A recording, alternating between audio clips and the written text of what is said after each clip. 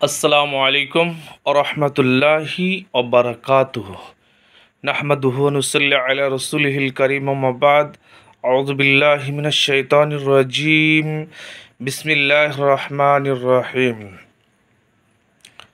কদ আফলাহা মান তাযাক্কা। শ্রদ্ধেয় আব্বাজানেরা, ভাইরা, আমি দু একটা কথা আপনাদের সামনে আলোচনা করছি। দেখুন, আমাদের মধ্যে আমাদের টেন্ডেন্স, আমাদের আল্লাহ প্রতি ভক্তি, আল্লাহ ভীরুতা, আল্লাহর প্রতি ঈমান, আল্লাহর প্রতি পূর্ণ বিশ্বাস কতটা। আজকে আলেম ওলামারা কোরআন হাদিস থেকে বিভিন্ন রকম আলোচনা রাখছেন। আলোচনা কি রাখছেন? যে ফিতরার বিষয়ে তেনারা সকলেই বলছেন খাদ্যদ্রব্য, খাদ্যের কথা হাদিসে আছে, খাদ্যের কথা আলেমরা বলছেন।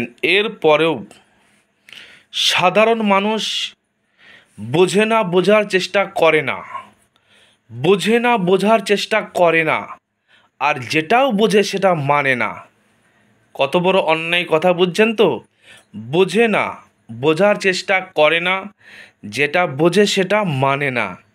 এরা মনে করে যে আমরা বাহাদুরি করছি কিছু কিছু কথা বলে, কিছু কিছু কথা বলে বাহাদুরি করছি মনে করে। সে কথাগুলো জানেন কি?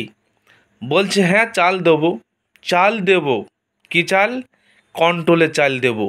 ওগুলাই খাই, একবারে হুঁচি মারা মতো। বলছে হ্যাঁ সে খোদাইলা চাল দিলেও হবে। আলেমরা খাবার করছে তো, হ্যাঁ আমরা চাল দেবো, কন্ট্রোলের চাল দেবো, হ্যাঁ চাল দেবো, সে খোদাইলা চাল দেবো। টেন্ডেন্স কোথায় দেখুন, আল্লাহ ভীরুতা দেখুন, আমাদের ইমানি শক্তি কত দেখুন। এ কথা একবারও বলছেন না যে হাদিসে যেটা আছে সেটাই দেব। আজকে 5 টাকা বেশি লাগে সেটাও ভালো, 10 টাকায় বেশি লাগে সেটাও ভালো। আল্লাহর রাসূল যেটা বলেছেন, হাদিসে যেটা আছে সেটাই করব। আমাদের মতো মানুষের বুকে সেই শক্তিটা নেই, আর থাকলেও সেই শক্তিটা আলেম ওলামাদের কাছে খারাপভাবে ব্যবহার করি।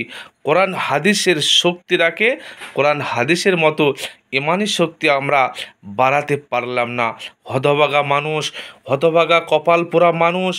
আমাদের কবে বুঝ আসবে? আমাদের বুঝ শক্তি কবে আসবে? আমরা কবে বুঝবো? কবে আল্লাহ রাসূলকে মানে একেবারে পরিষ্কারভাবে মেনে নেব? কবে আমরা আলেম ওলামাদের সঠিক কথাগুলোকে মেনে নেব? এটাই আমরা চিন্তা করছি।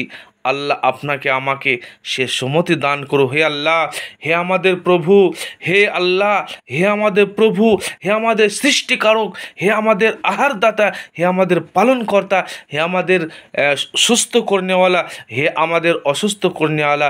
সে আল্লাহর কাছে আমি দোয়া করি, আল্লাহ এই হতভাগা মানুষকে এখনও কোরআন হাদিস বোঝার মতো শক্তি দান করো।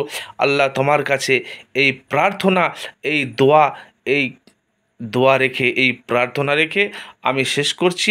আমিন।